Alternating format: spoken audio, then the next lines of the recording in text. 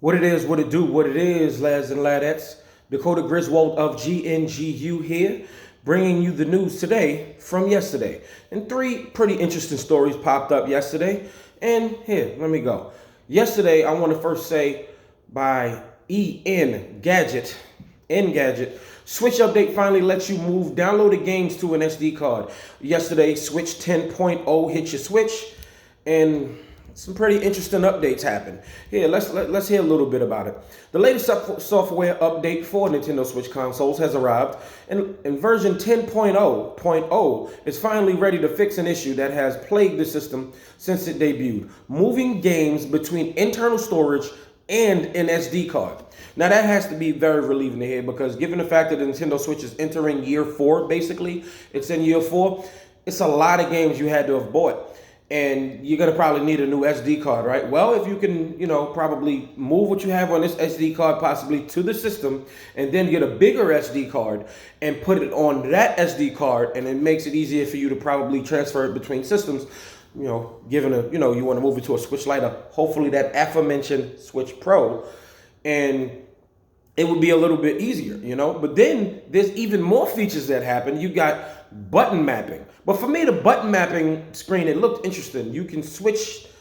No, never mind. The way you can switch the buttons, the way the buttons look on the Joy-Cons. I forgot about the little arrows. They still remind me of the C buttons from the Nintendo 64, and I kind of saw that and honestly got hope that maybe we're getting the N64 on the Switch, but yeah, that's probably not happening. We still got, what else do we got? They're gonna do Game Boy or whatever, but I would like an 64 on the Switch, but that's neither here nor there. They also gave us some fresh icons from Animal Crossing, and more icons, more. There's even one, there's a bear there. Guess you're gonna know which icon I'm gonna pick now, don't you? No, you don't, because I'm gonna pick Isabel. No, seriously, I'm gonna pick the bear. Moving on, PlayStation 4 exclusive, Ghost of Tsushima won't have waypoints telling you where to go. This story is coming from pushsquare.com, and it says, ignore the burning buildings in Ghost of Tsushima's feudal backdrop clearly looks idyllic.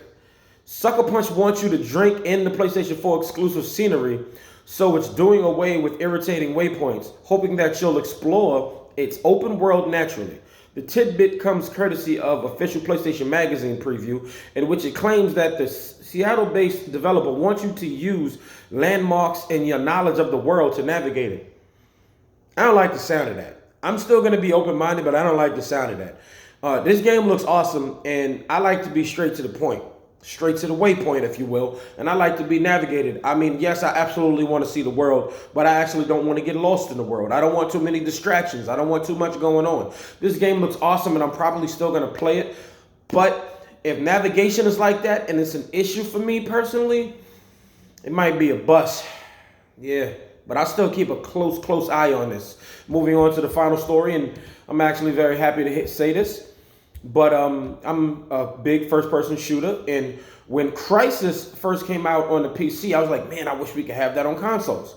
But it wasn't. It didn't come. And so, now it says a new Crysis is almost certainly happening. This coming to you from PC Gamer, and it started off as an April Fool's joke, but it didn't get removed. It says, our April Fool's 2020 roundup includes a mention of Crysis.com, which had been updated with a flashy new image of Nomad or whoever, suggesting that a new take on one of PC gaming's greatest can you run it shooters might finally be on the way.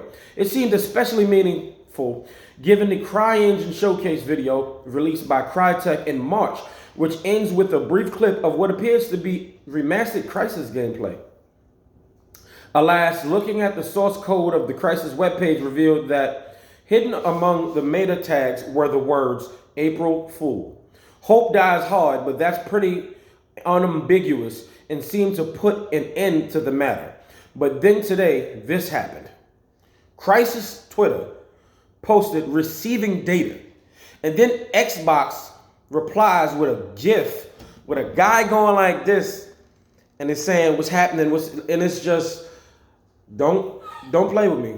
It ain't April Fool's no more. Don't play with me, man. When Crysis 2 came to Xbox 360, I played it. I loved it for months because the multiplayer was even surprising. I played the campaign twice and then got a chance to play Crysis 1 because now it could run on the 360. And then Crysis 3 came out and it felt a little too samey for me. But I still loved Crysis. And what I'm hoping that they could do is release a whole Crysis collection remastered, give us a whole new coat of paint, make it look better. Do it to the state of what this Modern Warfare 2 remaster looks like. That looks pretty great, actually. And give us something like that. Give us a remastered on current gen consoles, or even give us the 360 version on Switch. I don't care. I will buy both versions, Xbox One and Nintendo Switch versions.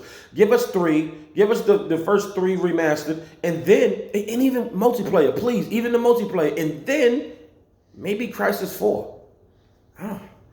Any Crysis fans and my followers? Let me know down in the comments below what you think of all the stories that I discussed today. Thank you so much for watching. Thank you so much for coming. Don't forget to like, share, get the word out, subscribe, and hit that notification bell so you know when your boy the Grizz is coming with a new video. Lads and ladettes, thank you for coming. This video is finito.